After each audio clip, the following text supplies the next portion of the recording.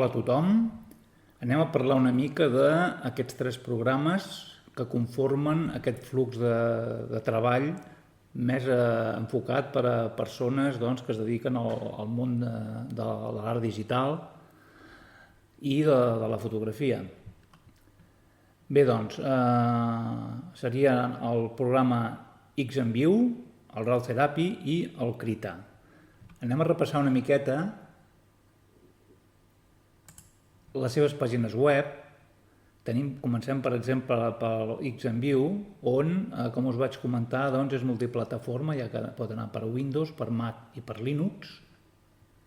Es pot utilitzar gratuïtament per temes privats, per educació i fins i tot organitzacions sense ànim de lucre. Per tant, no és programari obert, com era idea, però sí que trobo que és una bona proposta, si més és una proposta interessant a tenir en compte, ja que és gratuït.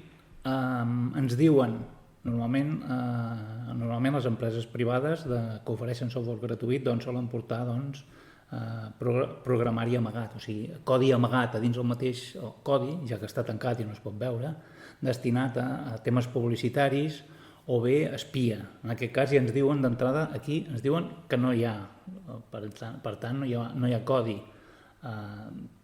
destinat a publicitat ni espiar. Això sí, si es vol utilitzar per un tema professional s'ha de pagar una petita llicència de 29 euros, que jo penso que no està malament. Bé, això és pel que fa al gestor del nostre flux de treball. Quan anem al revelador, tenim aquí el RAW Therapy, que seria un revelador bastant auster, però que en principi té tot el que hauria de tenir i està molt ben aconseguit. Si anem, després en parlarem una mica, si anem aquí a baixades, veurem que també és multiplataforma, per Windows, per Linux i per Mac. Si anem al Krita, que seria el següent, que és un programa desenvolupat per la comunitat KDE, que és una de les més grans que hi ha, i que està molt enfocat de cara a persones que es dediquen a fer il·lustracions, a generar, imatges, dibuixos, persones que es dediquen al món del disseny, al món de videojocs, de pel·lícules, i aquest tipus de perfil, aquest tipus de persones també necessiten de les eines que utilitzen els fotògrafs per millorar, per retocar la imatge, per potenciar, i naturalment també toquen imatges, perquè diguem que un artista digital no té per què sempre generar ell els dibuixos, vull dir, es pot partir també d'imatges on aquestes imatges són altament manipulades. Per tant, el Krita és un programa molt adient per aquest tipus de treball. Bé, dit això, farem un petit repàs al que són aquests programes, una mica per sobre, perquè si no es faria potser el vídeo massa llarg, però el suficient per veure quines característiques tenen. Comencem pel gestor. Així d'entrada ja veiem que els RAWs ja es veuen tots, cosa que amb un gestor normal d'un sistema operatiu nadiu normalment els administradors no veuen els arxius RAW. Aquí ja es poden veure. Em sembla que suporta fins a 400 formats, per tant no hi hauria d'haver problema amb cap tipus de RAW. Sistema d'etiquetatge. També té, per exemple, així d'entrada ja podem veure sense apretar masses botons les propietats de la imatge, un histograma que ens dona més informació, les metadades de la càmera, de com s'ha tirat la foto. Aquí tenim per crear categories noves, per borrar-ne, per ordenar, per classificar i per etiquetar totes les imatges que ens interessin. Tenim aquí a la dreta una petita vista prèvia que si la piquem 2 vegades se'ns obre un visualitzador per entrar més en detall, si ens cal, per revisar per decidir si val la pena revelar-la, si no. Sí. A més, és un petit editor també, que ens permet fer 4 operacions que ens poden ser molt útils, per exemple, retallar, escalar la imatge, voltejar, alguna operació de color, també té el tema de curves. Bé, 4 operacions que ens poden ser molt útils i ens pot estalviar haver d'entrar en un altre programa d'edició per poca cosa, no? Continuant aquí, doncs, tenim també tema de recerca ràpida, que va molt bé. Tenim també filtres d'entrada, per exemple, jo ara el tinc amb imatges, per tant, només ensenya imatges, cosa que va molt bé això perquè tots els programets de text, tots els arxius de text no ens surten, per tant, tots aquells arxius que generen normalment els programes de revelat, doncs queden amagats, que molesten bastant.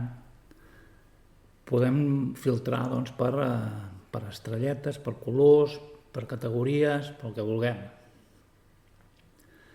De fet, fa moltes cosetes, jo estic intentant dir lo principal, que crec que ha de tindre un bon gestor. Té, per exemple, també, aquí hi ha eines que es pot accedir per aquí o amb el botó dret, és igual. Tenim, per exemple, el tema de metadades, no? Podem crear-ne, borrar-ne.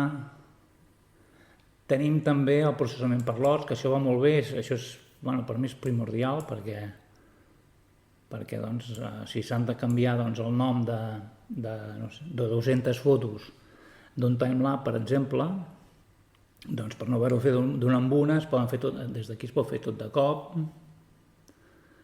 Hi ha també el tema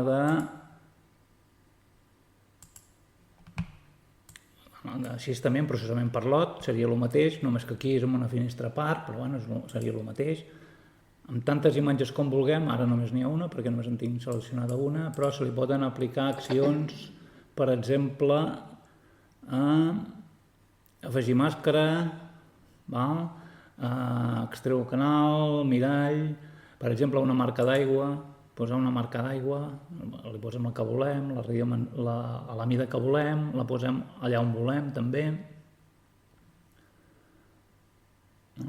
Es poden fer aquí, doncs... Tot això són accions que es poden fer, que són moltes. Bé, penso que és un programa força complet i que compleix perfectament amb les expectatives d'una persona que té un perfil que remena imatges i fotografies, però que tampoc remena un volum d'imatges com podria fer un fotògraf professional, que remena gigas i gigas d'imatges. Però sí que necessita, per exemple, ordenar, classificar i tindre una mínima gestió de les imatges. Bé, doncs, arribat aquí, podríem continuar amb el flux de treball. Ara podríem decidir que volem revelar una foto, hauríem d'anar amb un RAW, això no sé si és RAW, és un JPG, hauríem d'anar amb un RAW, aquest és RAW. Doncs aquí ara hi ha dues possibilitats. Si decidíssim, per exemple, aquesta imatge d'aquí la volem revelar, diem aquesta la volem revelar. Bé, doncs, tanquem finestres. Aquesta la volem revelar. Doncs hi ha la possibilitat de sortir d'aquí i entrar en el revelador i des del revelador anar a buscar aquesta foto o bé ja directament des d'aquí, que seria el correcte, i anar per exemple, està configurat ja, picant la tecla F3 ja se'ns obriria, o bé venint aquí a la pestanya aquesta i picant el programa associat, que li tenim associat al RAW, en aquest cas és el RAW Therapy, i ja se'ns obririen aquí directament. El RAW Therapy té més mòduls, aquest és el de revelat, però si l'obrim per separat ens n'adonarem que aquí hi ha més mòduls.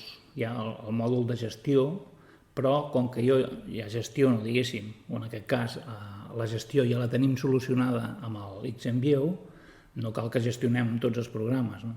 Per tant, a mi el que m'interessa d'aquí és la part del revelador. Llavors, cadascú que s'organitzi com vulgui, no? Però en principi aquest seria el procés lògic. Bé, doncs un cop aquí amb el revelador, tenim un revelador que és bastant auster, però que la feina que fa la fa molt bé. O sigui, està molt ben afinat, els resultats són molt professionals i té tot el que ha de tenir. A més, és bastant fàcil de fer anar. Si és una persona que ja ha fet anar d'altres programes de revelat, veurà que és molt similar. El que s'ha de dir d'aquest revelador és que no retoca la imatge, només fa el processat del RAW. El que és temes de capes i tot això, de capes, de màscares, no en té. O sigui, si volem treure taques, si volem perfilar, doncs això no ho fa.